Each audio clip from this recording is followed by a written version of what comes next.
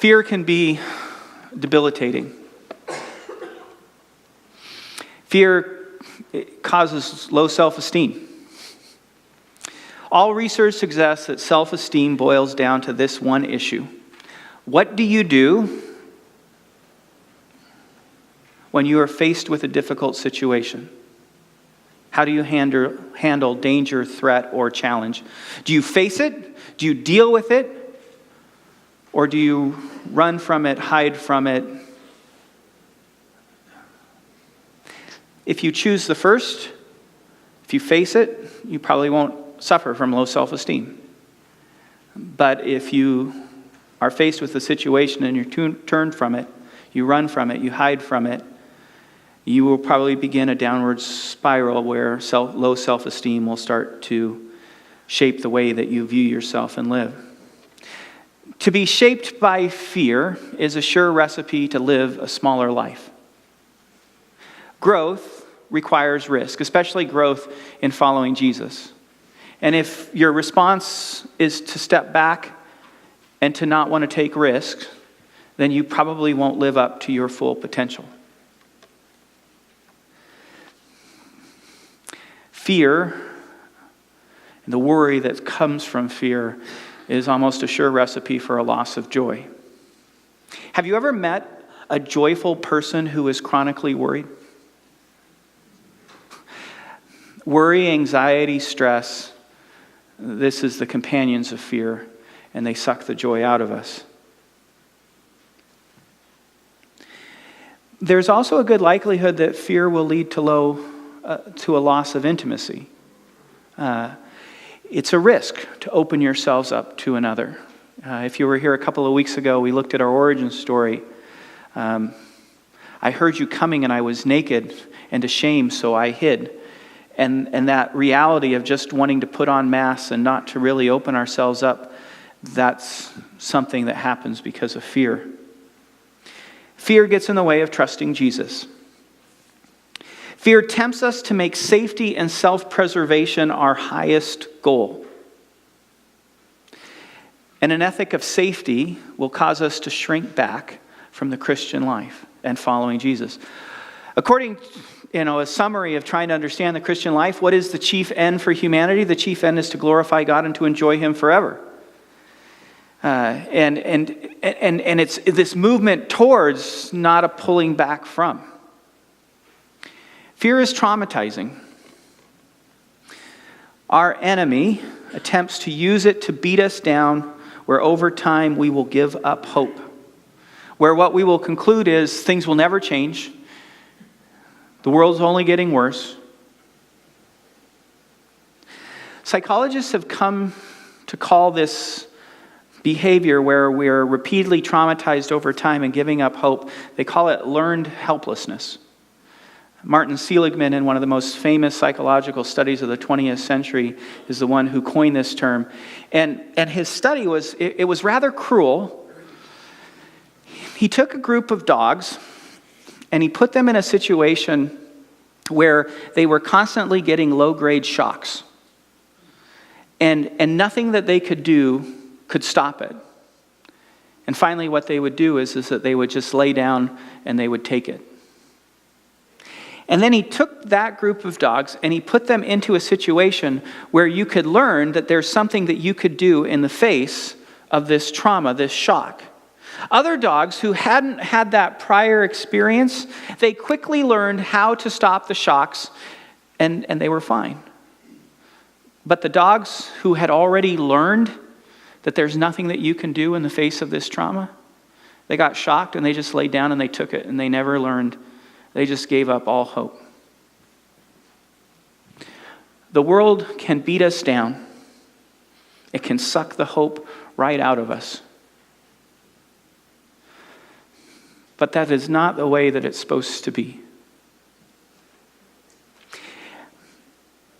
We have reason for hope, and my hope today is that you and I will be reminded and we will know and realize that we are not helpless, that no matter what the situation is, no matter what the fear is, we always in Jesus Christ have a choice. And we're going to turn to the book of Ecclesiastes today. And Ecclesiastes is a book that offers wisdom. And it is going to give us some wisdom about understanding the choice that we have to make in the face of any fear.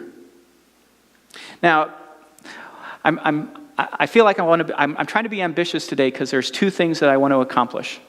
First of all is I want to give you a handle so that you can have a reading strategy of how to read the book of Ecclesiastes so that you can go and sit in this book and be able to sit and experience the wisdom that it's trying to offer. Just so you know, Ecclesiastes is a tough book. If you don't get the framework right, you might miss the message. But the thing that I most want to do is I want us to be able to learn that we have a choice in the face of fear. We always have a choice that will lead us to hope and will lead us to courage and strength. So, Ecclesiastes, if you were to sit down and read this book, to say the very least, you probably will be surprised about what you're hearing from this book. There's this king of Israel who is called the teacher, and he is wise. And we're listening to his wisdom. And this is what he concludes. This is what he has to offer. The biblical idea of wisdom is to live successfully. Let me give you skills. Let me give you understanding so that you can navigate the world. And his message is this: meaningless, meaningless, everything is meaningless. What? This is biblical? What do we do with this? How do we understand this? This is cynical. This is despairing. Is this really biblical wisdom? What is going on? Now, part of the key of understanding this book and what's going on is to recognize that there are two different voices. There's somebody who speaks in the third person, and there's somebody who speaks in the first person. The third person, whoever this person is framing everything. You hear it at the very beginning. He introduces that there's a teacher, and this teacher is wise, and he gives a little quote. But then, beginning in chapter 2, and running from chapter 3 all the way through chapter 12, verse 8, everything then is in the first person, except one verse right in the middle that's kind of reminding you that, oh yeah, somebody's quoting this person. But everything's in the first person, and we're hearing the wisdom of this teacher.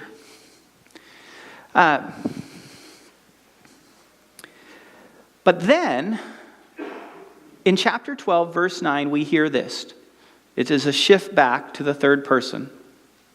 Not only was the teacher wise, but he also imparted knowledge to the people. He pondered and searched out and set in order many proverbs. The teacher searched to find just the right words, and what he wrote was upright and true. He was a good craftsman of wisdom. He knows what he's doing when it comes to talking about things. Realize that the words of the wise are like goads. Their collected sayings like firmly embedded nails. They're going to prod us in the right direction, given by one shepherd.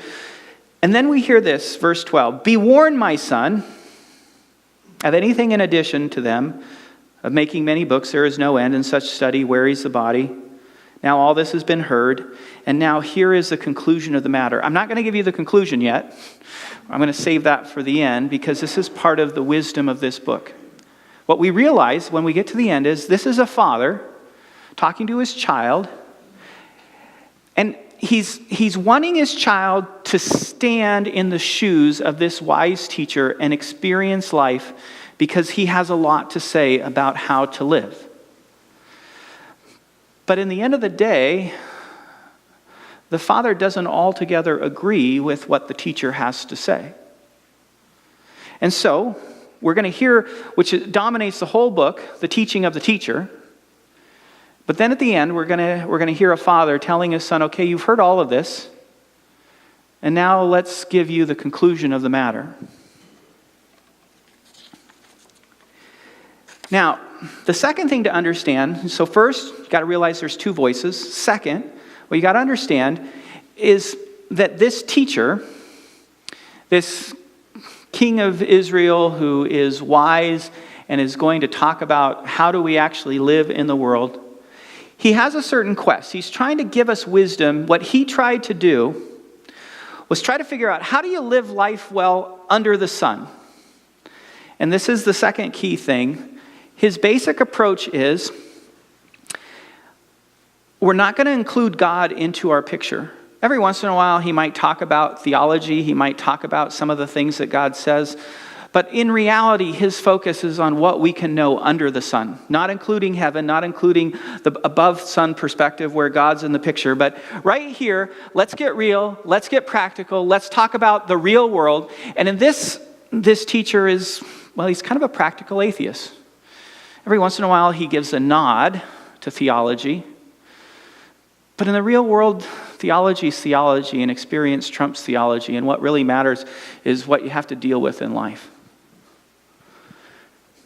So, here's the best wisdom that you can have about how to live in the world if you don't include God in the picture. And this is what he comes to. Work, pleasure, relationships, wealth, even wisdom. He will go through all these 11 chapters and give example of all of these things over and over again. And what he concludes is it's all meaningless. Meaningless. It's a chasing after the wind. And here's part of the reading strategy for you. If you want to try to experience this, and it's really good, you're going to sit in somebody's shoes. They're wise, they're smart, they're going to talk about how to be successful in the world, but successful in a world where you don't include God. And a lot of people, that's how they live. He says, okay, what's that like? What does life look like if you don't include God? What's the best that you can hope for if you don't include God? And what you will find, if you read through this, meaningless, is that there's three basic things, three basic ideas that lead him to conclude that everything's meaningless. And what's interesting about these three things is that they are three fears that are common to humanity. Here are three fears that lead to the sense of despair, that there is no meaning in life. The first is the fear of missing out, the fear of missed opportunity, bad luck. The second is just the unfairness of life and injustice. And the third is the reality of death. Now, with the first, bad luck, missed opportunity, this may be the most famous passage in Ecclesiastes. I knew this passage before I knew it was a biblical passage. If when I read this you hear a little bit of a lilt in my voice of the Byrds song, Turn, Turn, Turn, you will know, oh yes, this was Scripture. Yes, this is Scripture. There is a time for everything and a season for every activity under the heavens. A time to be born and a time to die, a time to plant and a time to uproot, a time to kill and a time to heal. A time to tear down and a time to build, a time to weep and a time to laugh, a time to mourn and a time to dance, a time to scatter stones and a time to gather them, a time to embrace and a time to refrain from embracing, a time to search and a time to give up, a time to keep and a time to throw away, a time to tear and a time to mend, a time to be silent and a time to speak, a time to love and a time to hate, a time for war and a time for peace. Now, I don't know if it's because of the song that we stop there, that's the part that has a real poetic feel to it. But if we stop there, we're going to miss the actual message of this teacher of wisdom. And just 2 verses later, this is what he says. I have seen the burden God has laid on the human race.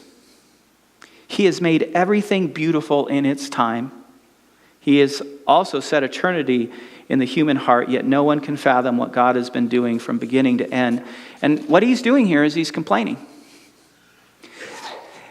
Everything is perfect in its time, but we don't know the right time. God's given us a desire to be able to have an eternal perspective that we might know the right time, because you all know, right, that hindsight is 20/20. I mean, if I only knew that I should have bought some Amazon stock back in the 90s. If I only knew, I used it all the time. I thought I didn't know they went public. What happened? I missed out. And what he's getting at is that there is this great fear of missing out. It's something in our day-to-day.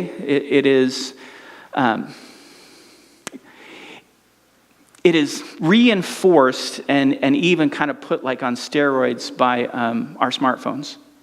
There's a new word in the Oxford English Dictionary called FOMO, the fear of missing out. And the fear of missing out is a true anxiety, and it is something that's now related within our digital media culture, where this is part of the reason why 81,500 times a year people check their smartphones. Once every 4.3 minutes. That means that there's probably going to be at least, 10, 12, 15. You're going to be tempted in this service of worship to grab your smartphone. And behind it is some of this fear that I might be missing out. There's something that could be going on. What will it look like if I'm not aware of, if I don't know, if I miss out? And this is a real problem. It's actually one of our oldest problems. The fear of missing out goes all the way back to the garden. God knows that if you eat of this fruit, you will become like him. And the implication is that he doesn't want you. He's holding something back. You're missing out. So you need to take this fruit and you need to eat it because then you'll get the good thing. And the fear of missing out, the missed opportunity, the frustration that if I could only know what the right time is so that I could do the right thing and then I could benefit. This all leads up to the next issue, which is the reality that life is unfair. It is unfair. We know it's unfair. Our parents told us it's unfair. But it doesn't change the fact that it doesn't feel right. It doesn't feel good. Spread throughout Ecclesiastes, you will find complaints about the unfairness of life. Good people die young. Wicked people live long. Person works hard, puts in long hours, doesn't get the promotion. No. The boss gives it to the son. You get blamed for something you didn't do. The other person gets away with it. And the thing that happens is that the guilty go unpunished, which only leads to more people going and doing bad things. The teacher's advice? Remember, this is under the sun. If you don't include God in the picture, what should you do? Well, don't be over righteous. Don't be over wise. Why destroy yourself? Don't be over wicked and don't be foolish. Why die before your time? Instead, just in everything, moderation. And you're reading through this and you go, is that really the answer to life? Is that what I'm supposed to get from biblical wisdom? But of the three fears, the most debilitating is death. Under the sun, what do you have to hope for? If you don't have God in the picture, you live, you die, and that's the end of the story. Again, every once in a while, he'll talk about God. But again, experience trumps theology. He'll talk about God, but really he's a practical atheist, and at the end of the day, he has no hope. There's this life, and that's all you have. One of the things to know that when you read Ecclesiastes is it is filled with Hebrew poetry. And we have thousands of years between when it was written and us. And so some of the imagery, it's going to take some work. But it also, when you get it, when you hear it, you realize that it is offering us a real picture of how life works. When it comes to death, maybe the most vivid telling of the problem is the very last chapter in chapter 12, the final words that we hear from the teacher. He says this, "Remember your Creator in the days of your youth, before the days of trouble come and the years approach, when you will say, I find no pleasure in them. Be wise. Realize that when you're young, you've got it good because you're still feeling good, and there's going to be a day when you're really not going to enjoy life anymore because you're going to just feel bad. So take advantage of it.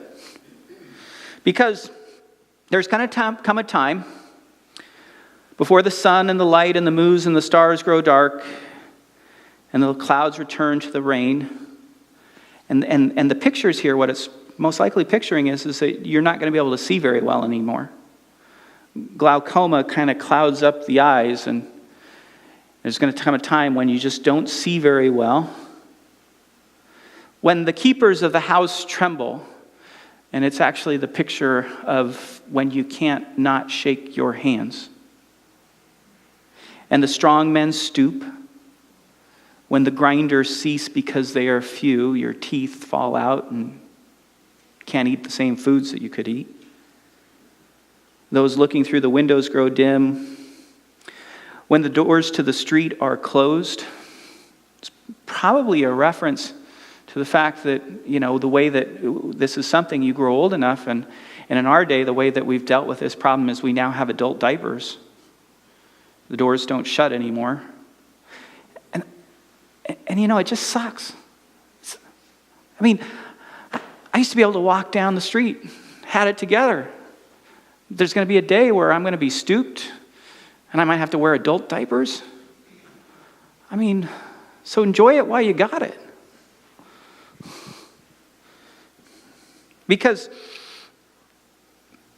there's going to be a time when the sound of the grinding fades and you're going to lose hearing. And when but here's the thing, your hearing's going to go bad, and then people are going to rise up at the sound of birds, but they're not hearing the birds. It's just the fact that when you get old, there comes a time where oftentimes you don't sleep very well and you can't even hear, but some little thing wakes you up. When people are afraid of heights and of dangers in the streets because my feet don't pick up anymore and I might stumble and fall just walking down the street.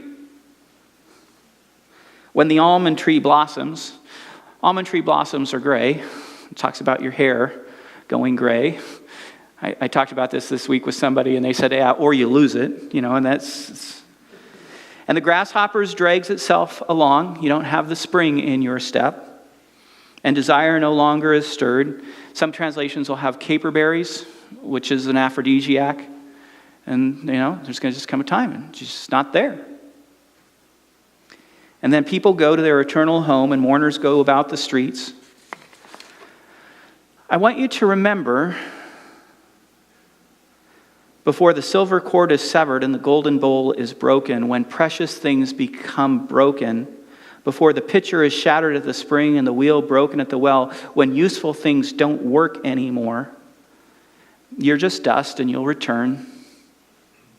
He says your spirit goes to God, but he really doesn't have any hope for what happens after life. And the very last words that he says is this: meaningless, meaningless, everything is meaningless. What do we do? Well, one of the things to know is that this teacher has wisdom to offer. Everything is meaningless, but you want to live well, then here's what you should do. Seize the day. Carpe diem. Okay, everything's meaningless. You're going to basically go to the grave and die, but you might as well enjoy it.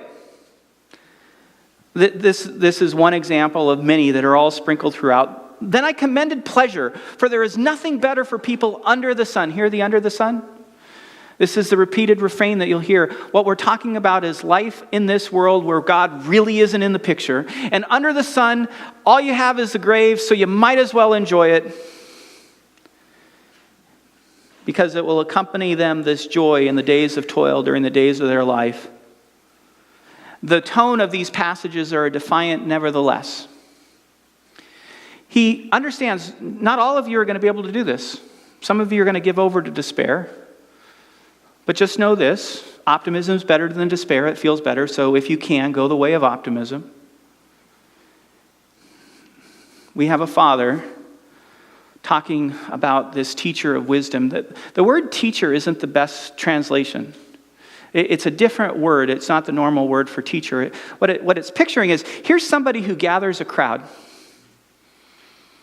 Here's wisdom that the world listens to. We still hear this wisdom today. Here's an example. Mr. Pitts. It's a rather unfortunate name. Mr. Pitts. Where are you? Mr. Pitts, you open your hymnal to page 542. Read the first stanza of the poem you find there. Diversions to make much of time? Yes, that's the one. Somewhat appropriate, isn't it?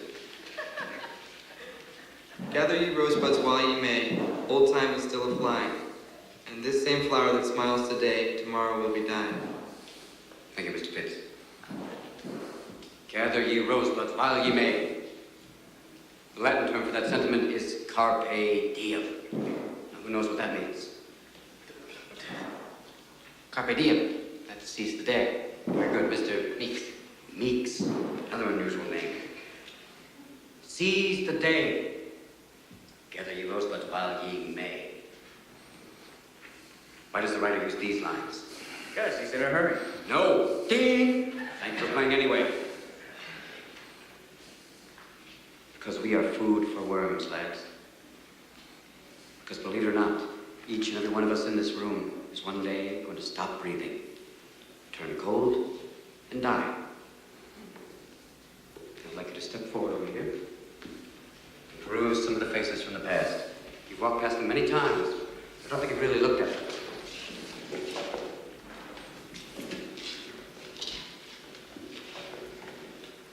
They're not that different from you, are they? Same haircuts, full of hormones, just like you. Invincible, just like you feel. The world is their oyster. They believe they're destined for great things, just like many of you. Their eyes are full of hope, just like you. Did they wait till it was too late to make from their lives even one iota of what they were capable? Because you see, gentlemen, these boys are now fertilizing daffodils. If you listen real close, you can hear them whisper their legacy to you. Go on, lean in. Listen. You hear it?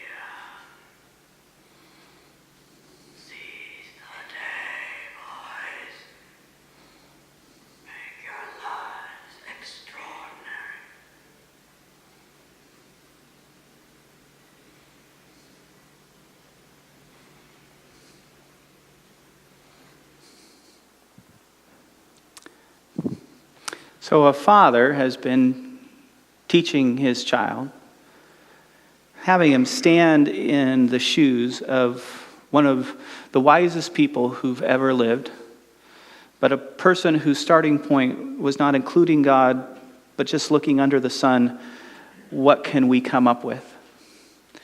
And basically what he concludes is that, okay, you live, you die, so take a hold of today. It's the best that you can do. This teacher was a king of Israel. Tradition holds that it was Solomon, but we really don't know. But one of the things that we're supposed to recognize is that this teacher is somebody like Solomon. And there's one important lesson for us to learn, and that is sometimes we sit there and we say, well, maybe, just maybe, if I had more wealth, or if I had greater opportunity and I could maybe experience more things, it might be different for me. But part of what the wisdom here is the Father saying, here's one of the wisest persons, richest persons, somebody who experienced all the pleasures that life has, and what they come away with is, well, it's all basically meaningless. And that's what you get if you start with this world and you don't include God in the picture. But then at the end, the Father comes back and says, my son, you have a choice. You have a choice. All has been heard. Here is the conclusion of the matter. Fear God, keep his commands, for this is the duty of all mankind. For God will bring every deed into judgment, including every hidden thing, whether it is good or evil. You and I have a choice. We have a choice anytime that we face fear. We can choose either a below-the-sun perspective where we might be practical atheists, we might give a nod to theology, but what we really focus on is what can I do in this situation and how do I handle it? Or we can include God in the picture. Over the last couple of weeks, we've been talking about this fear of the Lord. And if you've missed it, realize that this is just a tough idea to translate from Hebrew into English. because it doesn't mean what it sounds like for us. The fear of the Lord that's being promoted here is not us running away from God in terror. The true fear of the Lord, that's the wisdom that's being offered to us in these wisdom books, is actually running to God and trusting in God as our God. It's turning to Him to let Him be our God, where we want His will, His way. We respect His authority. We follow His counsel. We trust in His power because we believe that He is bigger and stronger than any threat that this world can throw at us. And I want us to realize that our ability to live in hope in the face of fear is going to be largely dependent on what we choose to focus on in the face of our fear. There are two simple laws that govern life that should be understood with this. The first law can be stated this way: you basically are what you think. Psychologist Archibald Hart writes, research has shown that one's thought life influences every aspect of one's being. Whether we're filled with courage or fear depends on the thoughts that habitually occupy our minds. The conclusion of modern psychology is something that the Scriptures has taught all along. Paul says in Romans, I want you to be transformed, no longer being conformed to the pattern of this world, but I want you to be transformed by the renewing of your minds. I want you to put your faith in Jesus, and the Spirit of Jesus will come in, and He will teach you how to see and think and know the world. And it will be different from what you know before. And it's going to begin, first of all, by the way that you think. The second rule that applies here is what John Ortberg calls the law of exposure. Your mind will think most about what it is most exposed to. What repeatedly enters our mind occupies our mind, eventually shapes our mind, and will ultimately express itself in what we do and who we become. The law of exposure is as sure as the law of gravity. I've never heard anybody be surprised when they drop something that it falls. Who would have thought? What's going on? How does that work? No, we just, okay, yeah, there you go. Children are exposed to thousands of acts of violence and murder through shows, movies, games. These gets rehearsed in video games. We're surprised that we are a society that moves towards violence. We are a society flooded with sexual images. Sex sells everything in our society. And what's come out over the last number of months is that the dark underside of all of this is that we're also a society of people who've been abused and are abusers. Nobody should be surprised. It's the law of exposure. What you focus your minds on, what you fill it with, that's going to end up shaping the way that you are. Carpe diem is a half-truth. It moves us to action, but action without God. It puts us at the center. We're going to grab a hold. We're going to do, but it excludes the reality of who God is. Our God is the God who saves. Our God is the God who runs to us. Our God grabs a hold of us and says, here, take my hand, and wants us to grab a hold of Him. The Scriptures offer us more than carpe diem. This is the day the Lord has made.